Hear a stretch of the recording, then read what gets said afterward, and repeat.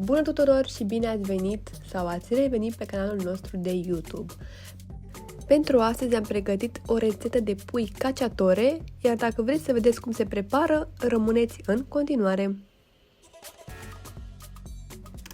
Pentru această rețetă avem nevoie de 4 pulpe, un morcov, o bucată de țelină, o ceapă, 4 căței de usturoi, roșii cubulețe, ciuperci, măsline negre, bacon, un pahar de vin roze de preferabil sec, foi de dafin, sare, piper, cimbru, boia dulce sau picantă, după cum vă doriți. Începem prin a pregăti pulpele și le punem la marinat. Adăugăm puțin ulei de măsline,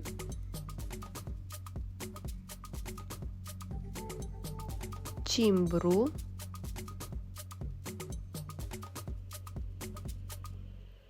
boia dulce sau picantă, după cum doriți, piper, sare după gust, iar acum le amestecăm pentru a avea condimente pe toate părțile. Adăugăm și un pahar de vin, alb, roze sau roșu, important este să fie sec. Apoi așezăm toată compoziția într-o tavă. Acoperim tava cu folie de staniol și o vom lăsa la cuptor. Între timp ne apucăm de legume și le tocăm cu bulețe puțin mai mari.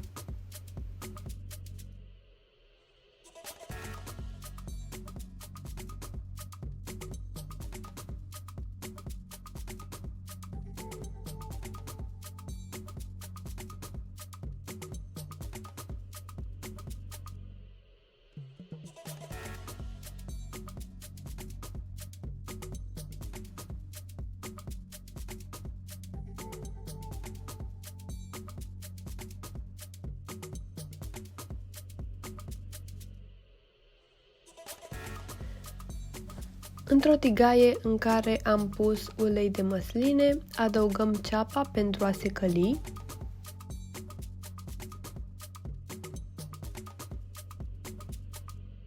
Adăugăm și morcovul cu țelina.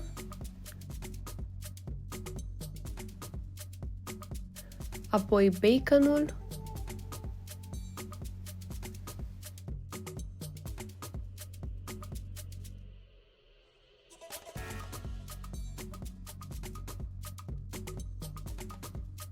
Iar la final adăugăm ciupercile și măslinele.